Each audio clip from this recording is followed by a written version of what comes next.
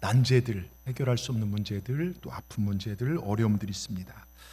언젠가 기도를 마치고 새벽 기도를 마치고 성경인데 이 시편 91편을 이렇게 몇 번을 보게 됐습니다. 근데 볼 때마다 얼마나 감사가 넘치는 그런 성경인지 모릅니다. 정말 하나님과 함께하는 자들, 또 하나님을 의지하는 자들을 하나님께서 그와 함께 하시고 또 전염병과 재앙과 또 우리 가정과 나와 모든 걸 지키실 뿐만 아니라 또 나를 장숙케 하시고 내 기도에 응답하시고 정말로 천사를 보내어 나를 지킨다는 사실, 이 구구절절 하나님의 사랑, 우리를 향한 그 정말 애절한 사랑이 얼마나 감동이 되는지요. 여러분, 오늘 예배를 통해서 이 감동, 하나님 나를 사랑하신다는 벅찬 설레임이 오늘 말씀을 통해 이 예배를 통해 우리 모두가 체험되어지기를 주의 이름으로 축원합니다. 여러분, 하나님 오늘 우리 예배를 받으심을 믿으십니까? 눈에 보이지 않지만 이곳에 함께 하셔서 내 예배를 받으심을 믿으시길 바랍니다. 여러분, 제가 3주 동안 나갔다가 한 주는 선교사님이 하는 곳에 가서 예배를 드리는데 저희 사모랑 둘이 앉아서 많이 울었어요. 그 예배를 드리면서. 그리고 오늘 이렇게 예배를 드릴 일부 예배를 드리기 위해서 교회를 딱 들어오는데 하나님, 제가 하나님을 예배합니다 하는데 얼마나 가슴이 벅차는지, 여러분 얼마나 감사가 되는지요. 여러분, 이 성전에 올 때 어떤 마음으로 올라오십니까? 이 벅찬 감동, 나 같은 죄인이 예배를 드린다, 주의 전에 올라온다, 내 발이 드디어 주의 성전에 당도했도다, 이게 자유의 마음 아닙니까? 이 마음이 우리 가운데 있을 때 하나님이 그를 귀하게 여기실 줄 믿습니다. 특별히요, 오늘 예배에 한 분 한 분 올라오신 요를 바라보면서 하나님이 얼마나 흐뭇해 하시는지요. 오늘 예배에 올라오신 분들 돌아가실 때 그냥 가지 마시고요, 주님과 함께 돌아가시길 바랍니다. 허무함을 가지고 오셨다면 소망을 가지고 돌아가시고, 정말 외로움을 가지고 오셨다면 함께 하신 주님, 내게 소망 되신 주님과 함께 삶의 현장에 돌아가시길 바랍니다. 질병을 가지고 오셨다면 치유를 가지고 돌아가시길 바랍니다. 인생의 어려운 문제들을 가지고 오셨다면 내 문제를 해결하시는 능력을 가지시고 천사와 함께, 하나님이 파송하는 천사와 함께 삶의 현장으로 돌아가시는 여러분 되시길 주의 이름으로 축원하면서 오늘 시편 91편을 통해서 몇 가지 영적 은혜를 나누고자 합니다. 첫째, 예배 안에 생명이 있습니다. 여러분, 예배는 우리에게 생명을 전해주는 보급선입니다. 생명 보급선이요. 지금 읽은 시편 91편이나 또 사무엘이나 역대기서나 또 성경을 읽다 보면 유행병이나 전염병, 사람들의 재앙이 닥쳐왔을 때 그 재앙을 푸는 방법 중에 하나가 그 성전에 올라와서 하나님을 예배할 때, 기도할 때, 그 안에 거할 때 하나님께서 그 재앙을 거두신다, 이런 얘기들이 참 많이 나와요. 그래서 성경에는 예배 잘해라. 왜요? 우리는 하나님을 예배하기 위해서 창조됐기 때문에요. 여러분, 예배 잘해라, 예배를 똑바로 드려라, 예배 최선을 다해 드려라, 이런 말씀이 참 많습니다. 특별히 로마서 12장 1절에 이렇게 강력한 말씀을 우리에게 선언하는데요, 같이 읽겠습니다. 형제들아, 내가 형제들아, 내가 하나님의 모든 자비하심으로 너희를 권하노니, 너희 몸을 하나님의 거룩한 제물로 드리라 그러잖아요. 여기 중간에 권하노니라는 단어가 있어요. 이건 뭐냐면 팔을 비틀어서라도, 이런 뜻이 되어 있습니다. 이게 하나님의 자비하신 마음이라는 거예요. 아니, 어떻게 팔 비틀는 게 자비하신 마음입니까? 여러분, 이게 잘 들어보십시오. 우리가 예배드리기가 싫고 세상이 재미있어서 예배로부터 멀어져 있을 때 팔을 비틀어줘서라도, 다리를 꺾어서라도 예배하는 자리에 은혜 받는 자녀로 살아가는 것, 그게 하나님의 자비의 마음이라는 것입니다. 왜요? 거기에 생명이 있기 때문에요. 여러분, 이만큼 하나님은 우리와의 만남, 여러분과 우리와의 만남 관계를 원하십니다. 왜요? 예배 안에 풍성한 은혜가 있기 때문입니다. 여러분, 예배의 은혜가 되어야 가정살의 은혜가 되고요, 예배의 성공자가 되어야 사업의 진정한 성공자가 되는 겁니다.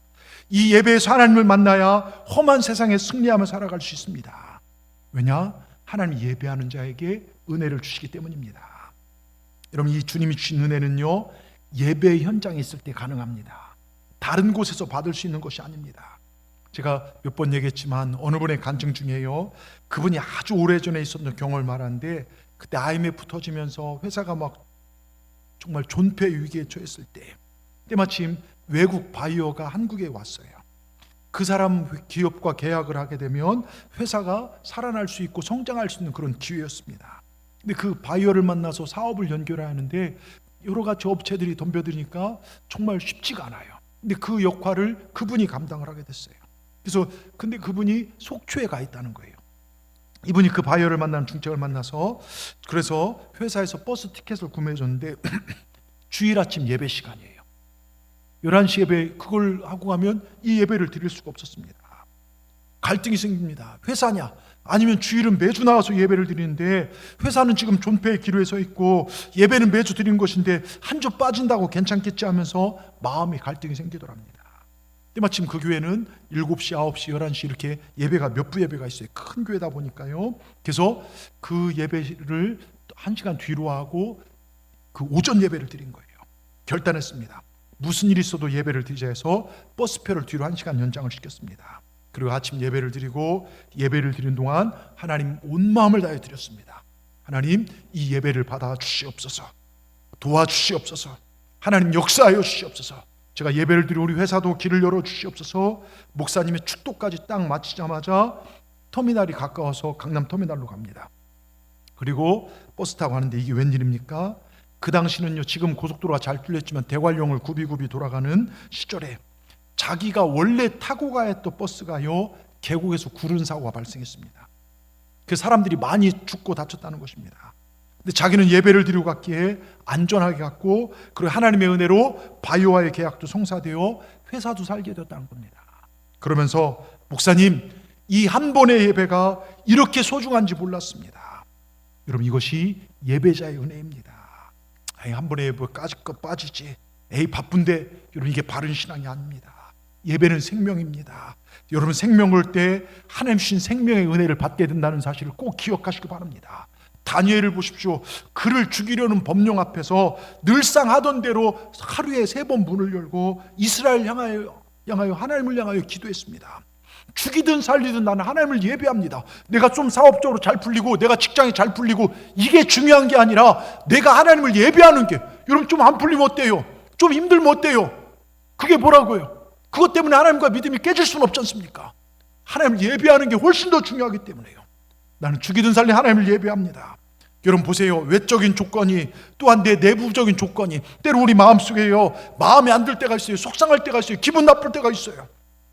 외적인 조건, 직장 문제 때문에 여러 가지 핍박과 어려운 이런 상황 속에서도 주님만을 바라보고 나가는 것, 이게 진짜 예배자입니다. 내 외부적인 조건이나 내 내부적인 조건이나 이 상황을 뛰어넘어서 주님을 향한 마음, 여러분, 이것을 꼭 정말 우리가 이 마음을 갖기를 주의 이름으로 축원합니다. 여러분 기억하십시오. 하나님을 소중히 여길 때 하나님 또한 우리를 소중히 여기십니다. 하나님은요, 예배하는 자녀들에게 주님의 은혜의 복을 내려주십니다. 여러분, 하나님이 나와 함께 하신다. 죄 많은 나를 용서하시고 사랑해 주셨다. 이 감격, 이 기쁨, 이 자신감, 이 은혜를 예배를 통해서 우리에게 부어주시는 거예요. 이 예배를 통해 부어주시고 이 은혜를 가지고 여러분 직장과 가정과 세상에서 승리할 수 있도록 하나님이 도와주십니다. 여러분, 우리는 오직 은혜로 구원받아 은혜로 살아갑니다. 교회에서요, 선교도 하고 또 구제도 하고 많은 사람을 도와주기도 합니다. 여러분, 오늘도 이제 우리 행운권 가서 막 추천해서 어떤 분들은 선풍기도 받을 거고 어떤 분은 큰 거도 받을 거예요. 화장지도 받고, 저는 똥손이라 한 번도 뭘 좋은 거 걸려본 적이 없지만, 예, 축복권을 받고 또 어버이 주일날 뭐 카네이션도 받을 것이고 교회에서 많은 걸 받아요. 근데 여러분, 조금 못 받아 섭섭해할 필요, 교회에서 진짜 받아야 할 건 은혜입니다. 여러분, 은혜 받으면 되잖아요. 그게 가장 중요한 거 아닙니까? 그래서 은혜를 사모하시기 바랍니다. 예? 여러분, 정말로 오늘이라도요, 하나님의 은혜를 거둬가시면 그 인생 망하는 겁니다. 예? 여러분, 하나님이 안 도와주시면 실패할 수밖에 없는 인생이라는 걸 기억하시고, 그래서 예배자들에게 주신 것이 은혜다. 우리는 은혜 가운데 살아간 자들입니다. 그리고 이렇게 예배한 자들이 하나님 또 하나 주신 게 뭐냐면 하나님의 사랑입니다. 여러분, 우린 연약하고요, 늘 넘어지고 툭하면 삐지고 때로는 쉽게 미워하며 살아가는 나를, 그럼에도 불구하고 사랑하신 하나님이 도대체 누구실까요? 우리 하나님은 천지를 창조하신 분이십니다. 하늘과 땅의 주인 되시며 이 땅과 다음 생의 주인 되시고 정말 만왕의 왕이 우리 하나님이십니다. 여러분, 그토록 높고 높으신 그분이 사랑받을 자격도 가치도 없는 나를 사랑하신다고 성경을 통해 구구절절 말씀하십니다. 한 분밖에 안 계신 독생자 예수님을 죽이셔까지 날 사랑한다고 하십니다. 왜 그럴까요? 내 얼굴이 이뻐서요? 여러분이 잘생겨서요? 많이 배우고 덕망이 높아서요? 여러분 그것 때문에 나를 사랑한 것이 아닙니다. 또한 뭔가 내가 하는 일들이 하나님을 감동시킬 만한, 여러분 그래서 나를 사랑한 것이 아닙니다.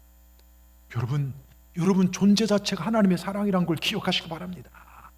제가 그런 생각을 해봤어요.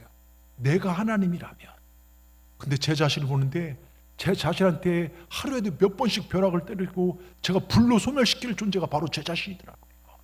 그리고 세상을 봤습니다. 세상을 보더라도요, 정말로요, 죄악과 하나님을 대적하는 수많은 무리들에게 불을 내려서 멸해버릴지도 모릅니다. 그래서 마틴 루터가 이렇게 말하죠. 내가 만약 하나님이라면 이 세상 사람들 죄악이 너무 좋아요. 사람들 머리에 하늘의 불을 내려 멸했을 것이다. 여러분, 세상이 그런 거 아닙니까? 그런데 이런 우리들을 하나님 사랑하십니다. 저를 보십시오. 이런 우리들을 하나님이 사랑하십니다. 그러면서 복음의 핵심이라는 요한복음 3장 16절 우리 같이 한번 읽어보겠습니다. 하나님이 세상을 이처럼 사랑하사 독생자를 주셨으니 이는 그를 믿는 자마다 멸망하지 않고 영생을 얻게 하려 하십니다. 여러분, 우리가 하나님 믿는 이유, 영생을 얻기 위함입니다. 그런데 하나님의 가장 큰 사랑은요, 독생자 예수님을 우리에게 보내주셨다는 거예요. 여러분, 예수님 통하지 않고는 누구도 영생에 이를 수 없습니다. 한 분밖에 없는 예수님을 날 위해 주셨습니다. 하나님 나를 사랑하셔서 내가 돈이 좀 필요하다 돈 좀 주신 것도 아니고, 꽃다발, 내가 너 얼마나 사랑한 줄 아냐, 꽃다발 주신 것도 아니고, 금반지 다이아 반지 끼워주면서 고급차 벤츠 같은 차 한 대 사주며 나를 사랑하신다는, 아닙니다. 하나님은 하나님의 심장 예수님을 꺼내주셨습니다. 그리고 내가 너를 얼마나 사랑한지 아느냐, 여러분 그 사랑을 아시길 바랍니다. 그래서 우리의 값어치는 예수님의 값어치입니다. 여러분, 식당 가서 김치찌개 한 그릇도 얼마를 받고요, 이 물컵도요 얼마를 받습니다. 그렇다고 우리의 가격은 얼마일까요? 늘 말씀드리죠, 우린 예수님짜리 인생입니다. 여러분 기억하십시오. 지금부터 제가 묻는 질문의 답은 예수님입니다. 제가 질문을 던지면 여러분 입을 벌려 예수님 대답하시면 됩니다. 이 세상에서 가장 나를 사랑하신 분은 누구십니까? 예수님입니다. 우리의 모든 죄를 사하시고 나를 위해 죽으시고 부활하신 분은 누구십니까? 내 인생의 모든 문제를 해결해 주실 분은 누구십니까? 내 모든 더러운 저주와 죄악을 깨끗이 씻기신 분은 누구십니까?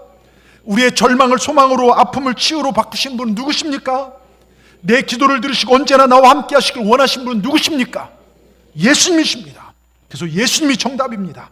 자, 오늘 말씀 1절을 보십시오. 1절에 뭐라고 써 있습니까? 지존자의 은밀한 곳에 거주하며 전능자의 그늘 아래 사는 자여. 여러분, 저와 여러분이 그러한 삶이 되기를 주의 이름으로 축원합니다. 지존자의 은밀한 곳, 전능자의 그늘, 바로 이 성전에 모여서 하나님을 예배하며 사는 그 예배자의 삶을 살기를 주의 이름으로 축원합니다. 기도자의 삶을 살기를 축원합니다. 여러분, 주님이 나를 위해 목숨을 내어놓으신 것처럼 나도 주님을 예배한 일이라면 내 생명을 걸겠습니다. 여러분, 이 세상에요, 내 생명을 걸고 내 일생을 걸 만한 일이 주님을 섬기는 일 말고 다른 일이 무엇이겠습니까?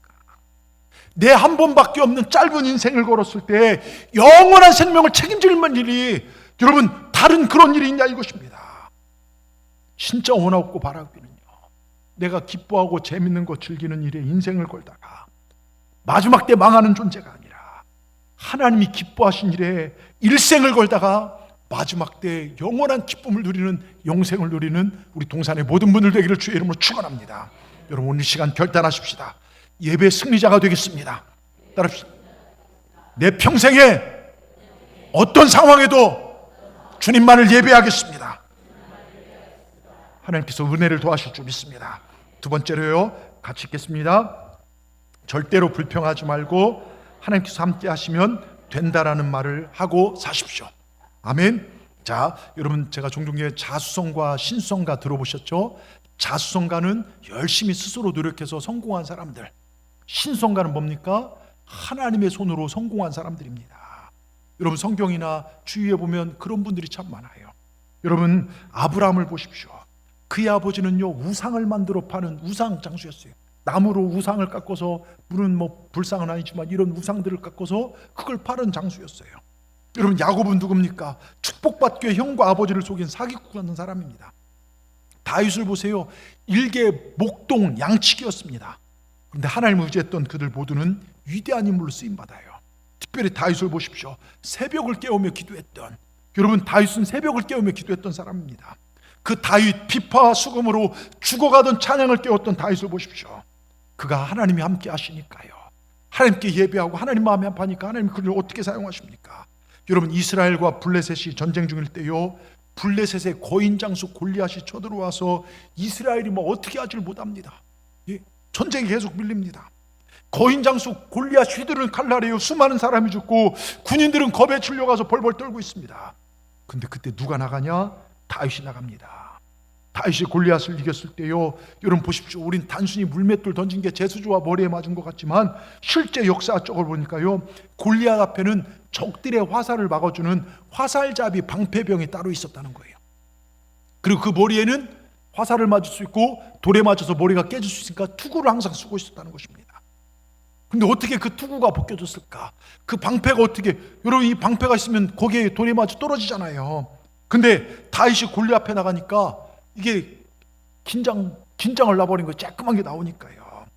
그 어린 다윗이 나와서 만군의 여호와를 응징하다니까 골리앗이 다윗을 우습게 보고요, 야 니를 저 들깨밥으로 저 하늘에, 여러분 전쟁터에서는요 죽은 그 식체를 뜯어먹으려는 새들이 하늘에 맴돌았어요. 그러니까 그 새들을 볼 때 이게 투구가 떨어진 거예요. 투구가 떨어지니까, 장군의 투구가 떨어지니까 이 방패를 들고 있던 병들이 이걸 내려놓고 이거를 잡으러 간 겁니다. 그때 다윗이요 번개같이 내가 만군의 여호와 이름으로 너를 멸하겠다 돌리면서 던진 게 정확히 이마에 맞은 겁니다. 예? 여러분, 골리앗을 그렇게 물리친 거예요. 이게 우연 같지만 하나님이 역사하심이라는 것입니다. 여러분, 이렇게 전쟁을 이겼고요, 사울 왕은 너무 기뻐서 다윗을 부릅니다. 야, 네가 도대체 누구냐? 그때 다윗이 이렇게 대답합니다. 나는 가난하고 천한 사람입니다. 가난 경제적이죠. 천하다는 건 신분입니다. 그런데 하나님만 의지하고 하나님 마음에 합한 삶을 살았던 다윗이 어떤 축복을 받은 줄 아십니까? 세계 역사상 가장 위대한 신분 상승이라 합니다. 사울이요 하나님 마음에 멀어졌어요. 여러분, 하나님은 지금 내가 하나님 사랑한다 해서 여러분 영원할 것 같지만 여러분 하나님 사랑하는 마음이 계속 가기를 주의 이름으로 축원합니다. 내 몸이 쇠약해지더라도 여러분 하나님을 향한 사랑은 쇠약해지면 안 돼요. 여러분, 그래서 사울을 패하시고 이새의 아들 중에 왕을 삼당하셨고, 이 말씀을 들은 사무엘 선자는 이새의 집에 찾아가서 아들을 쭉 다 만납니다.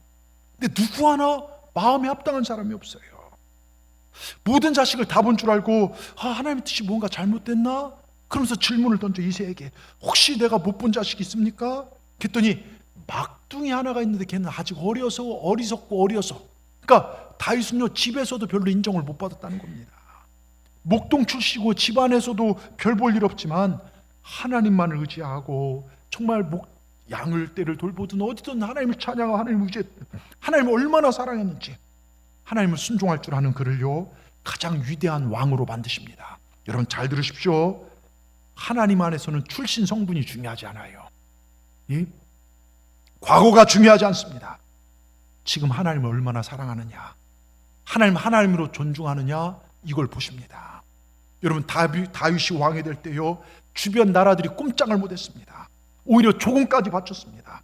또한 그는 기껏 물려받아야 양 몇 마리가 전부였어요. 근데 그가 성전을 진력을 낼 때 낸 헌금이 얼마인 줄 아십니까? 1만 달란트입니다. 어느 분이 11조 정도 얘기하더라고요. 헌금 바친 11조가 아니라 돈 11조예요. 놀라지도 않네요. 예? 뭐 한 10조 정도는 가지고 계시죠? 예.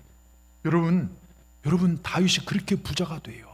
그러니까 신분과 경제에 다 바뀝니다. 야, 다윗의 일평생 관점이 무엇인 줄 아십니까? 다윗이 왕 되려고 열심히 뛰었나요? 많은 재산 놓으려고 막 살았습니까? 아니에요. 오늘 1절 말씀처럼 전능자의 그늘 아래 거하기 위하여 애쓰고 애쓰던 사람이 다윗이에요. 어떻게 하면 하나님을 기쁘게 할까? 어떻게 하면 하나님을 예배할까? 하나님 안에 거하기를 원했던 사람이 다윗이에요. 여러분은 무엇을 위해 애쓰며 살아가십니까? 무엇을 위해 그렇게 힘쓰고 애쓰고 살아가십니까? 악인의 화려한 장막에 머무는 것보다 하나님 성전 문지기로 있는 것이 더 좋다.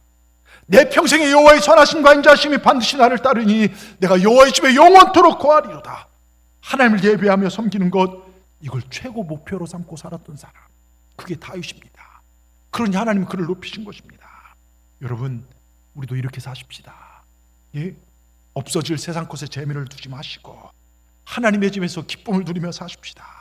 이런 자들에 대한 축복이요, 그 시편 90편 쭉 나와요. 4절에 보십시오. 90편 4절에 같이 읽겠습니다. 그가 너를 그의 기초로 덮으시니 네가 그의 날개 아래 피하려다. 그의 진실한 방패가 뭡니까? 그의 기스로예요. 두 팔로 그를 안아주신다는 거예요.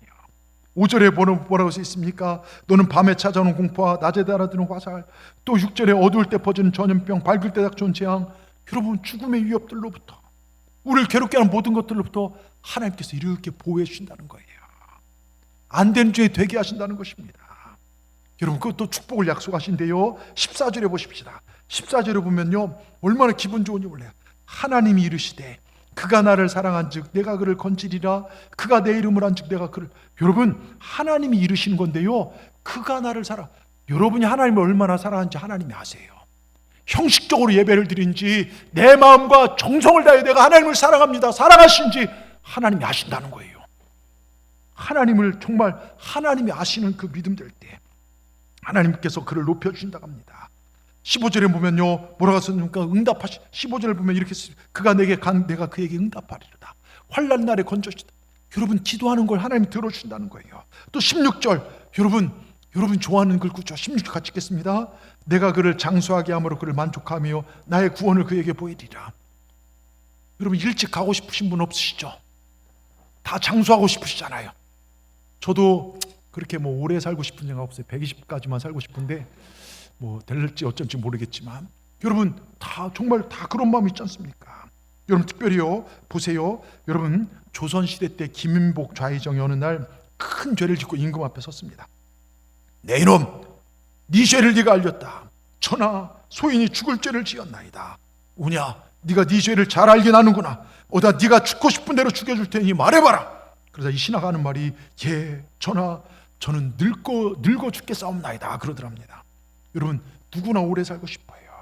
근데 하나님을 사랑한 자를 하나님께서 장수케 하십니다. 실제 조사했더니요, 교회 다닌 사람들이 그렇지 않은 사람보다 평균 수명이 9년 정도가 더 길어요. 또 열심히 한 사람들은 11년 정도가 더 길대요. 여러분, 그 열심히 하나님을 섬기십시오. 여러분, 그리고요, 구원을 그에게 베푸십니다. 얼마나 멋지십니까? 우리가 하나님 안에 있는 자들을, 예배한 자들에게, 하나님을 사랑한 자들에게 하나님께서 이렇게 놀라운 말씀을, 축복을 우리에게 주십니다. 한마디로 우리를 성공케 하신다는 것입니다. 여러분, 우린 주님 안에 있으면 성공된 인생이 되는 걸 믿으시길 바랍니다. 때론 그렇기 때문에, 여러분, 때론 힘들다고요, 뭔가 막 어렵다고, 뭔가 뜻대로 안 된다고, 여러분 불평하지 마십시오. 하나님 나를 사랑하시잖아요. 그거면 되지 않습니까? 여러분 보세요. 교회 와서요, 또 직장 가서도, 또 가정에서도 우리 큰 전도 이런 거 잘 못해도 좋아요. 근데 큰일 못해도요, 얼굴 하나만 밝게 하십시오. 이거 하나만 잘해도요, 전도가 되더라고요. 그래서 교회 와서 인상 쓰고 다니지 마십시오. 웃고 다니세요. 항상 환하게. 예? 여러분, 그래서 가정에서도 웃고 직장에서도 먼저, 여러분 주일날 우리가 이렇게 예배 드린 거, 교회 다니는 거 다 하는데, 근데 회사 갔더니 막 인상 팍팍 쓰고 한숨 쉬고 있으면요, 여러분 별로잖아요. 이 어려운 시기에 우리가 웃음을 전할 수 있는. 그래서 제가 늘 말씀드린, 시계 광고를 보면요, 8시 20분짜리가 없어요. 이렇게 생긴 시계가 어디 있습니까? 예? 여러분, 그런 시계를 누가 사겠습니까? 시계도요 10시 10분 웃고 있더라고요. 예? 여러분 보세요. 시계도 웃고 있어야 사람이 사가지고 가는데, 하나님이 쓴 사람은요, 웃을 줄 아는 사람, 긍정적인 사람이요. 제가 지금까지 목회를 하면서 수많은 사람들 만나봤지만, 긍정적이고 적극적인 사람들이 하나님 복을 받더라고요. 맨날 뒤로 빠지고 여러분, 그러면 하나님 역사하지 않더라고요. 여러분 보세요. 언제나 밝은 사람, 하나님께서 그런 사람을 쓰신다는 걸 기억하시기 바랍니다. 여러분, 한 길이 막혔다고요, 주저앉지 마십시오. 지금 성경에 보처럼 왼쪽에 1000명이 쓰러지고 오른쪽에 10,000명이 엎드리는 재앙이 왔다고 두려워 떨지 마시기 바랍니다. 하나님 안에만 있으면요, 주님 안에만 있으면 기적이 일어납니다. 믿으시길 바랍니다. 질병의 재앙, 경제의 재앙, 모든 재앙이 떠나가게 되고 주님이 높여주신 삶을 살게 될 줄 믿습니다. 환난 가운데 하나님께서 일으켜, 나는 어떻게 할 수 없어, 정말 한숨 쉬고 죽고 싶지만 하나님이 이렇게 세우실 걸 믿으시길 바랍니다. 그래서 하나님께서 여러분의 인생을 장수케 하실 줄 믿습니다. 여러분 잘 들으십시오. 절대로 불평하지 마십시오. 두려움에 사로잡혀 사지 마시길 바랍니다. 믿음 안에 거하시길 바랍니다. 우리가 기도할 때, 함께 기도할 때 하나님 역사하실 줄 믿습니다. 우린 내일부터 호렙산 새벽에 오릅니다. 나의 도움이 누구십니까? 나의 도움은 천지를 지신 여호와 하나님이십니다. 천지를 창조하신 하나님이 도우시면요 두려울 게 무엇이 있겠습니까? 여러분, 이 믿음으로 올라오십시오. 내 기도를 들으신 분은 천지를 지신 여호와 하나님이시다. 내 기도를 들으신 분은 하나님이시다. 여러분, 놀라운 역사가 기도하는 여러분 삶 가운데 있게 될 줄 믿습니다. 끝으로요, 같이 읽겠습니다.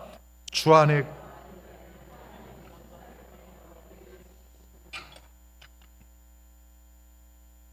참새 시리즈 제가 몇 번 얘기했죠. 참새들이 늘 포수한테 막 잡혀서 총에 맞아 죽어서 막 참새구이로 팔려나가니까 얘들이 갯돈 들어서 방탄조끼 하나씩을 마련했다고요. 그리고 다 껴입었어요. 포수가 막 탕탕 쏘는데 이게 총알이 튕겨나고 아무도 안 죽는 거예요.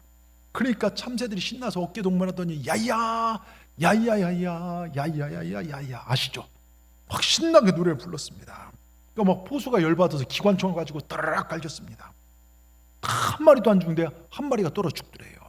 왜 그런가 봤더니요, 다 어깨 동무하고 야야 야야야 방탄조끼 채우고 가는데 이놈이 너무 기분 좋아서 막 꽃바구니 옆에 끼고 방탄조끼를 풀었다 놨다 하다가 그래 맞아 죽었답니다.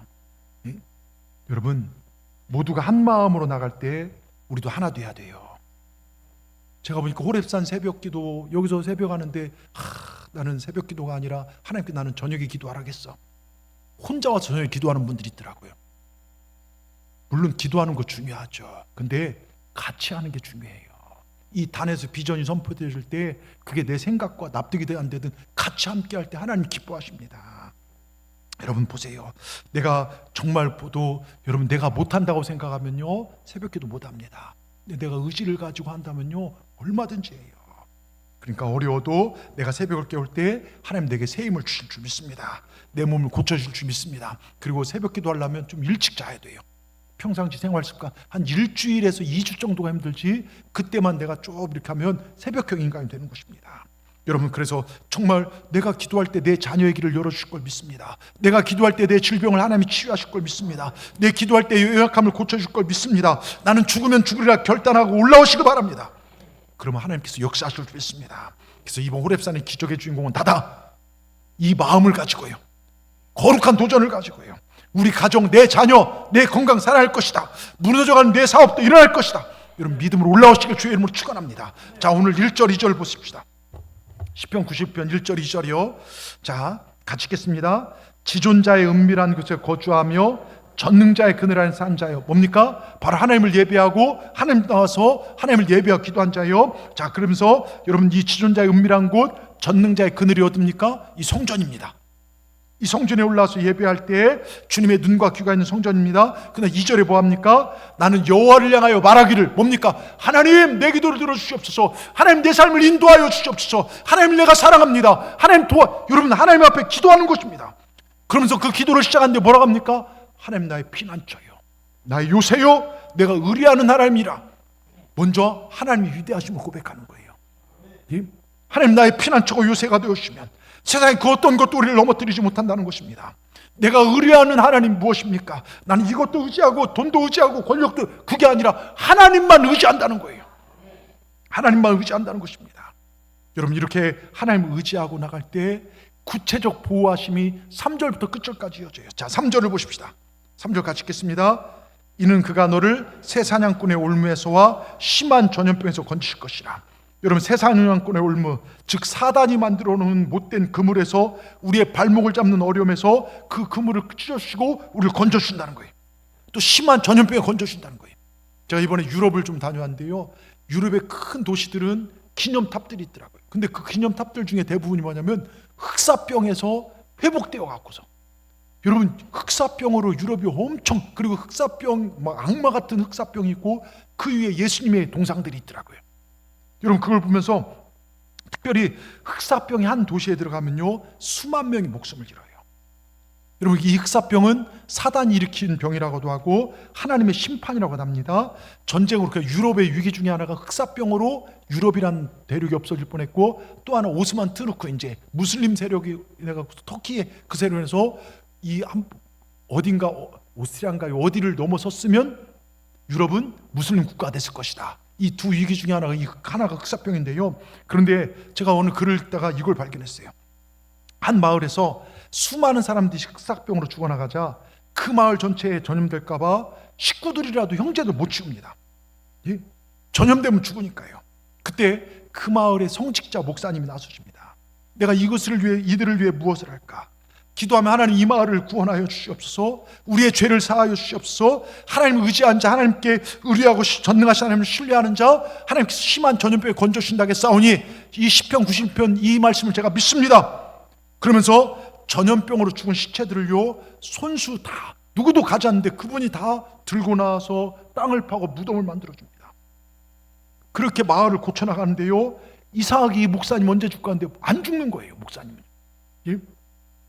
그래서 의사들이 그분의 손을 조사했답니다. 손에 보니까요, 시커먼 병균들이, 흑삽 이 병균들이요, 다 죽어만 있지 몸에 침투를 못했다는 거예요. 여러분, 우리가 말씀을 확실히 붙잡고 나갈 때 그 역사가 일어납니다. 하나님의 그늘아래 거하는 자, 심한 전염병이 우리를 넘어뜨리지 못할 줄 믿습니다. 자, 그러면서 6절을 보십시다. 6절요, 같이 읽습니다. 퍼지는 전염병과 밝을 때 닥쳐온 재앙을 두려워하자. 자, 보세요. 어두울 때 퍼지는 전염병, 잘 보십시오. 이게 어둡다는 것이 하나님 빛이 가려지는 것입니다. 여러분, 지금 시대를 보세요. 얼마나 어두운 세상입니까? 만물의 마지막 때가 가까이 왔다는 것입니다. 사단은 어떻게 해서든 복음을 막으려 합니다. 지금 얼마나 많은 핍박이 교회에 있는 줄 아십니까? 성도들이 교회를 떠나가고요, 세상은 정말로, 여러분 지난 선교사님 보세요. 무슬림의 포교로 해서 아프리카는요, 수많은 무슬림들이 생겨났다는 거예요. 우리 젊은이들은 말씀과 설교보다 인터넷 글을 더 중요시하게 하고, 여러분 인터넷상에서 기독교는 개독교된 지가 오래됐습니다. 이슬람이 공격적으로 포기합니다. 유럽의 많은 교회들이 이슬람 사원으로 넘어갔습니다. 여러분, 성적 타락은 이루 말할 수 없습니다. 지금 이 나라에 동성애가 활발합니다. 소수인권이라는 이 말이에요. 동성애, 양성애, 퀴어 축제, 예전에는 서울에서만 열렸는데 지금요, 대구, 대전 다 열려요. 성직자들도 축복을 합니다. 여러분, 하나님 말씀 어둡게 한 일들이 곳곳에 펼쳐지고 있습니다. 역사를 보십시오. 전염병이나 기근은 하나님을 극도로 거역할 때 하나님 주신 심판일 수 있다는 거예요. 여러분, 이거 기억하셔야 돼요. 그게 우연히 생긴 게 아닙니다. 이런 어두울 때 퍼지는 전염병이고 밝을 때 닥쳐오는 재앙이라고 합니다. 밝을 때가 무엇입니까? 나는 여러분 그래도 믿음대로 살려고 하면 순종하고 살지만 경제적 어려움 닥칠 때가 있어요. 육신의 질병이 올 수 있어요. 기도했는데 뜻대로 되지 않을 때도 있어요. 나는 믿음으로 사는 자녀가 힘들 때도 있어요. 근데 그게 뭐가 문제가 됩니까? 내가 주님 사랑한다면 그건 더 큰 믿음입니다. 여러분, 7절을 보십시오. 7절을요, 같이 읽겠습니다. 1000명이 내 외오른 쪽에서 만명 내 오른 엎드려지나 이 재앙이 내게 가까이지 못하리다. 할렐루야. 여러분, 우리가 이 믿음 안에 살 때, 하나님의 그늘 아래 거할 때 감히 우리를 넘어뜨리는 존재가 없다는 것입니다. 하나님 그 깃돌로 호이 다 물리쳐 주실 것입니다. 여러분, 이 믿음 가지시기 바랍니다. 그럼 9절을 보십시오. 9절요, 9절 굉장히 중요합니다. 같이 읽습니다. 네가 말하기를 여호와는 나의 피난처시라고 하고 지존자를 너의 거처 삼았으므로. 여러분, 이게 주님께서 하신 말씀이에요. 야, 동산교회 누구야? 네가 나를 피난처로 삼아? 네가 나를 의지해? 그럼 네 삶을 나에게 맡겨? 그럼 내가 너를 책임져 주마. 여러분, 여러분이 하나님을 얼만큼 의뢰하는지 하나님과 여러분만 알아요. 이 교회 나와서 지금 예배드리지만 어떤 분은 지금 딴 생각하는 분도 있고, 어떤 분은 지금 끝나면 뭐 할까 생각하는 분도 있고, 밥 못 먹지 이런 생각. 근데 진심으로 주님을 의뢰하는지 그건 여러분과 하나님만이 알아요. 여러분, 하나님 보실 때 네가 나를 의뢰하는구나, 네가 나를 사랑하는구나, 네가 진심으로 나를 사랑하는구나, 하나님도 이 평가를 받는 우리 동산교회 모두가 되길 주의 이름으로 축원합니다. 그러니까 정말로 하나님께 그래서 10절에 뭐라고 써 있습니까? 그렇게 하나님 의지하는 자에게 10절에 같이 읽습니다. 화가 너에게 미치지 못하며 재앙이 내 장막에. 여러분, 얼마나 멋있습니까? 하나님 피난처 삼고 하나님 의지했더니 화가, 여러분 인생의 화들이 우리에게 미치지 못하고 재앙이 장막, 우리 가정에 미치지 못하도록 하나님 막아주신다는 겁니다. 아멘. 어떻게 해요? 11절. 여러분, 얼마나 놀라운 사랑을, 여러분 하나님의 놀라운 사랑 중에 하나가 11절인데 같이 읽겠습니다. 그가 너를 위하여 그의 천사들을 명령하사 내 모든 게 너를 아멘. 제가 이번 여정을 보면서요, 제가 한 3주 동안 이렇게 나가 있으면서 오늘 목사님은 3개월 간식으로 한 3개월 해야지 그런 것 정도보다도 가장 저 안에 기쁨 뭐냐면 하나님이 천사와 저와 늘 동행한다는 걸 느꼈어요. 하나님이 천사와 저와 함께 하시고. 여러분 보세요, 수많은 천사들이 저를 도와주고 지금도 여러분 하나님을 의지할 때 하나님이 천사를 보내 여러분 모든 길을 지켜주실 줄 믿습니다. 사건과 사고로부터 여러분을 지켜주실 줄 믿습니다. 여러분 얼마나 감사합니까? 여러분 제가 이름은 좀 이상한 분이 있어요. 지그지글러라고, 그 우리나라 김창옥 씨 아시죠? 강연처럼 유명한, 그런 정도로 미국의 유명한 강연한데요, 이분이 정말로 나는 행복한 교인입니다 이 고백한 적이 있는데, 이분이 늘 강연 다니라고 바빠요. 새벽부터 밤까지 막 기업체 뭐 학교 막 정신없이 다닙니다. 근데 이분이 뭐냐면, 이분 생각은 항상 운전하라, 쉬지 말고 강연하라, 범사에 피곤하라, 이게 자기 삶이었대요. 항상 이런 삶입니다. 근데 어느 늦은 밤 강연을 마치고 지친 몸으로 이제 귀가하던 중에요, 피곤해 지쳐서 운전대를 붙들고 깊이 졸았대요. 아무리 졸음을 쫓으려고 해도요, 이게 소용이 없더랍니다. 비몽사몽간에 보니까 누가 운전대를 붙들어주고 대신 앞에서 운전해주고 있더래요. 파란 불이면 가고 빨간 불이면 서고 장애물 있으면 피해가고, 신기하게 생각하면서 졸면서 자기 앞마당에 탁 차가 안전하게 도착하자 운전석에 일어나면 외친 거예요. 야, 잘 잤다. 내 운전 실력이 보통이 아니네. 자면서도 여기까지 오네. 그리고 방에 들어가서 딱 보는데요, 아내가 침대 옆에 정중한 자세로 무릎을 꿇고 앉아 기도하고 있어요. 남편이 묻습니다. 여보, 지금 무엇하는 거예요? 아내가 말합니다. 당신을 위해 기도하고 있었어요. 당신이 늦은 밤에 피곤한 중에 운전하며 조는 습관이 있는 것을 알았기에 하나님께 천사를 파송하여 당신을 지켜달라고 기도하고 있는 중이에요. 그때 지글러가 말합니다. 아, 그렇구나. 내가 운전할 때 누가 와서 내 운전대를 붙들고 있었어요. 그분이 바로 당신이 기도하여 하나님께 내게 파송하여 주신 천사였습니다. 하나님 감사합니다. 여보, 나는 행복한 크리스찬이에요. 당신이 나를 위하여 기도하는 한 내 곁에는 항상 하나님이 천사를 보내어 지켜주신 것을 저는 알았어요. 나는 행복한 크리스찬이에요. 여러분, 이런 고백을 여러분도 하시길 바랍니다. 여러분이 기도할 때 멀리 떨어져 있는 자녀를 천사를 통해 지켜줄 줄 믿습니다. 여러분 기도할 때요, 여러분의 건강과 사업을 하나님께서 천사를 보내서 건져줄 줄 믿습니다. 여러분, 우리는 환경을 이길 수 있습니다. 우리는 행복한 사람들입니다. 여러분, 내일부터 우리는 호렙산 40일 새벽 기도를 들어갑니다. 기도할 수 있으면 행복 아닙니까? 기다리셨죠? 작년보다 대답이, 표정들이 새벽 기도 이거 또 어떡하나, 목사님 막 저렇게 알아가는데, 여러분 감사로 하시기 바랍니다. 예? 제가 몇 번 얘기했지만 그 경기도 이천 중앙교회 감리교회입니다. 그다지 크지는 않은 교회지만 감리교 신문을 통해서 글을 읽은 적이 있는데요, 그 교회는 교인들 중에 14가구가 한우를 키워요. 한우, 그 소를 키우는데, 근데 어느 정도 이제 교인들과 뜻을 합하여 얼마의 땅을 정리해서 교육관을 짓고 목사님 사택을 좀 오래되고 낡아서 다시 짓자고 합의했고, 막 공사를 시작하는데 뜻하지 않는 일이 생겼어요. 뭐냐면 구제역이 막 몰아닥친 겁니다. 구제역 바람이 불어오면서 막 수많은 소들이나 이런 것들이 이제 매몰되고 있었어요.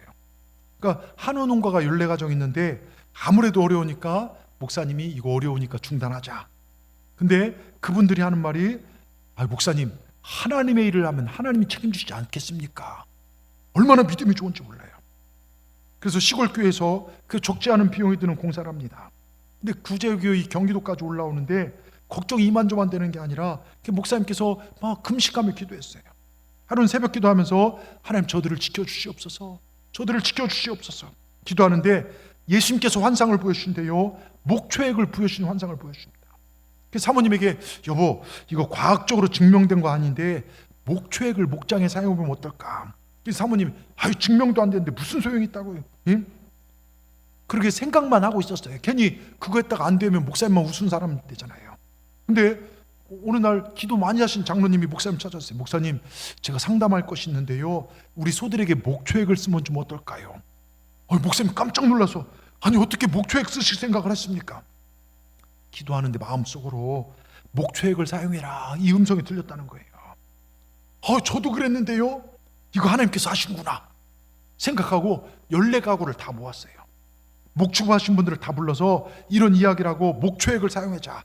구제역은 발목과 입술을 통해 이제 이게 잘 나타나길래 목초액을 물과 1대100으로 사용하여 바르고 소 먹이에다는 1대200으로 타서 먹이고, 농장 주변에 소독하는데 나라에 준 것이 아니라 목초액을 가지고 뿌렸대요.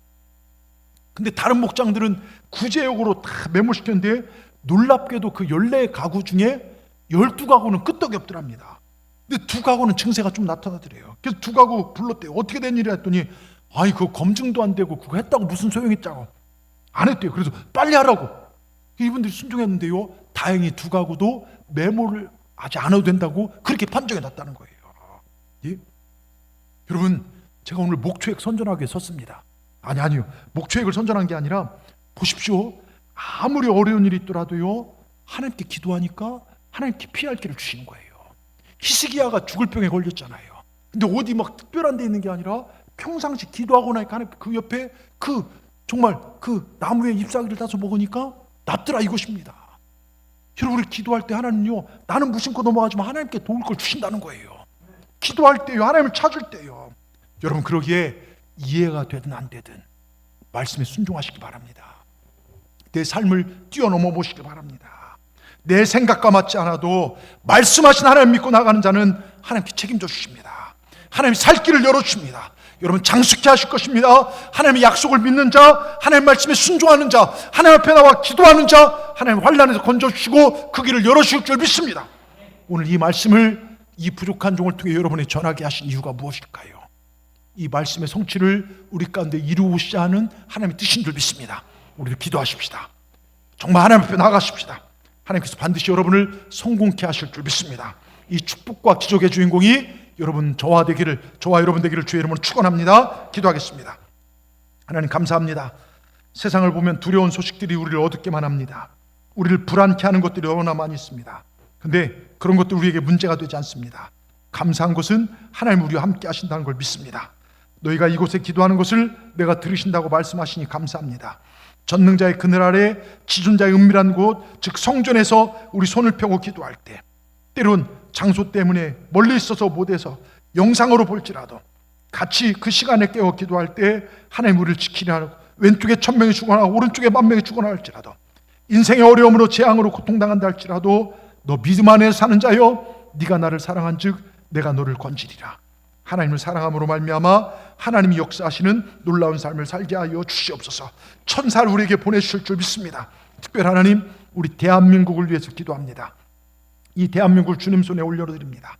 대통령 선거가 이제 정말 얼마 남지 않았습니다.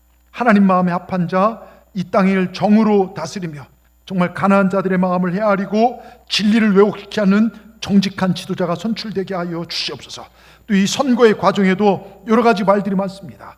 결과도 정말로 모든 것들이 정말 결과도 모든 과정도 혼란이 없도록 함께 하시고 평안하고 질서 있는 이 대한민국 될 수 있도록 도와주시옵소서. 특별히 교회가 정치에 휘둘리지 않고 늘 하나님의 뜻을 분별하며 이 땅의 빛과 소금의 역할을 감당하는 한국교회 우리 모두가 될 수 있도록 도와주시옵소서. 예수님의 이름으로 감사하며 기도드리옵나이다. 아멘. 우리 시간